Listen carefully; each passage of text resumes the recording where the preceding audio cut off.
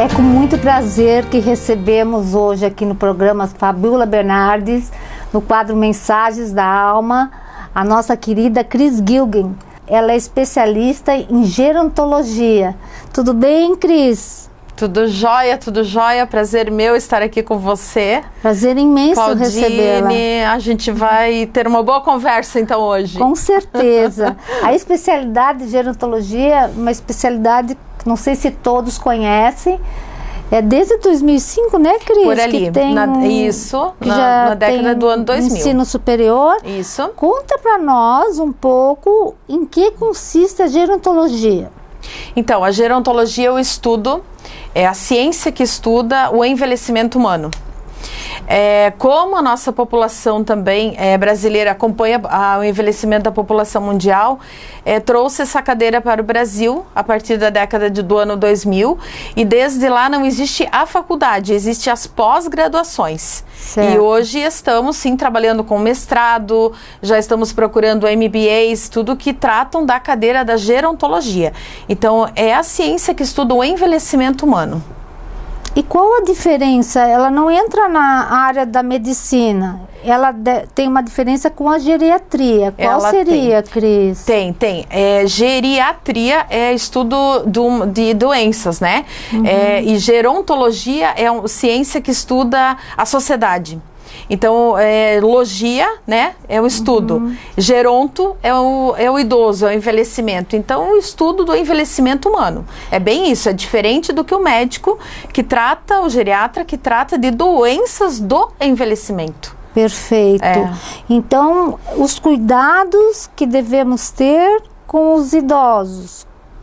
Sim, a gente pode a gente pode partir do princípio de que se nós já somos hoje idosos, a gente precisa ver de que maneira que a gente consegue levar melhor o nosso envelhecimento, os nossos dias do envelhecer. Se a gente ainda não é, então a gente pode estar já estudando, vendo de que maneira chegar numa velhice, no envelhecimento natural melhor, uma senescência, ter um período de senescência, quer dizer, um período de involução do corpo humano, porque a gente vai evoluindo, né? Certo. A gente vai tendo mais dificuldades, mais necessidades, mas a gente já vai se preparando para isso. De que maneira, né? Tornar-se mais tempo saudável, mais tempo independente, mais tempo uma sociedade envelhecida com menos pessoas precisando de cuidados. Isso é Olha que espetáculo. É quase que um mito na nossa sociedade atual. É muito difícil. E como que o idoso, a pessoa que está envelhecendo, pode se ajudar, pode melhorar a sua qualidade de vida? Se ele quais já as é o dicas, idoso, né? Se ele já é o idoso. O idoso, então. O idoso também ele é dividido em décadas. Então a gente fala do idoso terceira idade, que todo mundo conhece esse termo como terceira idade, dos 60 aos 70 e alguma coisa. Antes era até os 80, então a gente já está dividindo hoje de 60 a 70, que são os jovens idosos. Muitos não gostam de... Já sou idoso agora, então cheguei aos 60, já sou idoso. Tem gente que não gosta. Depois dos 70, então eu já sou idoso mesmo. Depois dos 80, eu já estou partindo para a longevidade. Por quê? Porque hoje a nossa expectativa de vida, homens e mulheres no Brasil, é 73 para homens e 76 para as mulheres. Se eu passei dessa expectativa de vida, eu já me torno uma longeva. Quer dizer, eu passei da média. Entendi. Eu estou acima da média. Né? Como que eu fiz isso? Que características me trouxeram a melhorar essa qualidade de vida? Isso tudo ainda é uma grande incógnita, Claudine. Então, assim, depende da nossa genética, da nossa predisposição para as doenças, né? Anteriormente adquiridas. Depende do nosso pai, da nossa mãe, assim vai. Depende do nosso meio ambiente, onde que eu estou inserido. Então, se é uma casa de um idoso que tem muita agitação, todo mundo tenso, todo mundo nervoso, desemprego, com todas as condições sociais que aí estão hoje. Ou então, bem ao contrário, assim, o inverso. É uma família que se dá super bem, que tem o cuidado com o seu idoso. Esse idoso sempre praticou uma atividade física, nem que seja uma caminhada na rua. Certo. Então, isso tudo é o meio ambiente que faz. Né? Então, depende. Se eu chegar acima dos 80, eu já passei da média. Então, eu já sou uma longeva. né? E hoje a gente já fala muito dos nonagenários, né? Pessoas acima de 90 anos, né? Nós temos hoje em Joinville uma boa perspectiva de vida para centenários. Já existe um estudo da UDESC que tá fazendo agora esse ano aqui em Joinville um levantamento de quantos centenários temos em Joinville. Então até outubro, novembro, o pessoal já vai ter fechado isso também, a gente vai ter esse dado. E observo ao longo dos anos que, independente da idade, por exemplo, se eu pegar dois idosos com a mesma idade, de 84 e o outro de 85, ou os dois com 84, eu percebo em todos os sentidos diferenças, tanto no quadro clínico cênico, né, e mental, como na parte genética, na parte de vida saudável, estrutural, de qualidade de vida. Quem faz essa diferença? É um quadro só genético ou o próprio ser humano, né, o próprio idoso pode melhorar o seu perfil, a sua qualidade de vida, mesmo com a idade? Mas é isso aí, a resposta é essa. A resposta é bem essa. Então, por mais que eu tenha uma predisposição, meu pai teve isso, minha mãe teve aquilo, meus avós isso, aquilo, se eu me condicionar com o meu meio ambiente diferenciado, buscando uma melhor qualidade de vida, conseguindo dormir, aquele sono reparador, não precisando de remédios para dormir, para, né, descansar, que mais? Tendo vida social, conversar com todo mundo, não ter muitas preocupações com netos, com bisnetos, que a gente sabe que essas gerações que estão aí têm muitas preocupações com as suas gerações futuras. Então, isso tudo faz com que o meio ambiente demonstre e reflita diretamente na pessoa. Ela idosa ou não, todos nós, se eu tiver, sabe, nós duas com a mesma idade, nós temos uma condição completamente diferente de vida, a gente vai envelhecer diferente. O meio ambiente, que o idoso convive é muito importante. É o maior fator, ele pode chegar a 80%, 90% de como que eu vou envelhecer, de como que vai ser a minha longevidade. Quer dizer, eu posso ter um câncer lá pelo meu pai, minha mãe ou meus avós, mas se a minha vida for diferente, esse câncer vai demorar para chegar. Quando ele chegar, ele não vai ter rapidez como ele poderia ter se eu não tivesse me exercitado, por exemplo. Então, assim, o meio ambiente que a gente está inserido... O exercício físico é importante. Atividade física é importantíssima.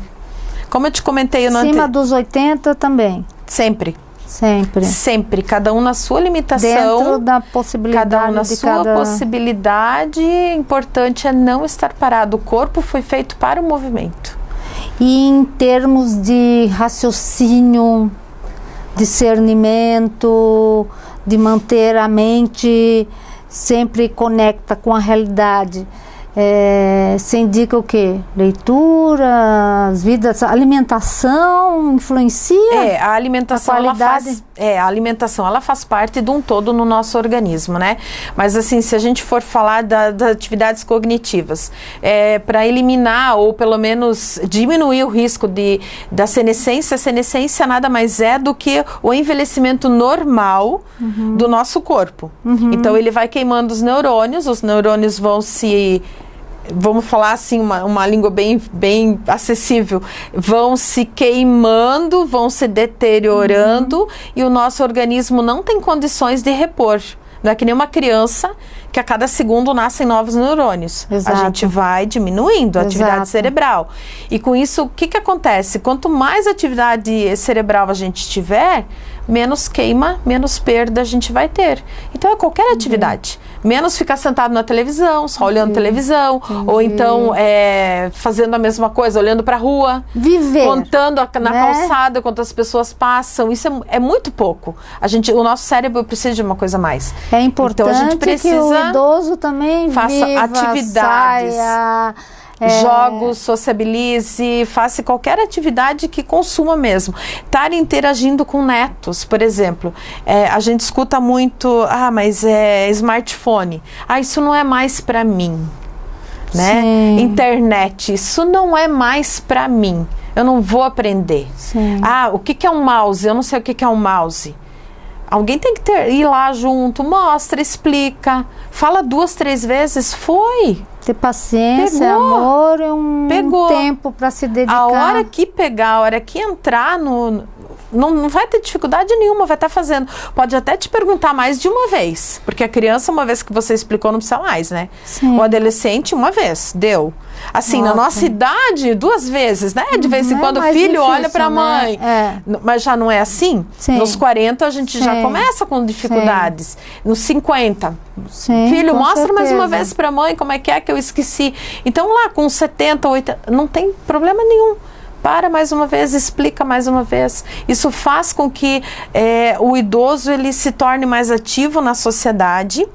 Ao mesmo tempo, a gente cria uma concepção nos nossos jovens de que o meu avô ainda pode. Está vendo como ele ainda consegue?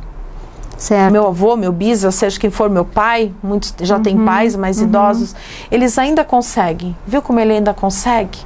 E a importância emocional no idoso de não ser abandonado pela família, isso também conta muito, né? O deixa de lado, ele não pode mais, ele não consegue mais, ou então ele demora muito.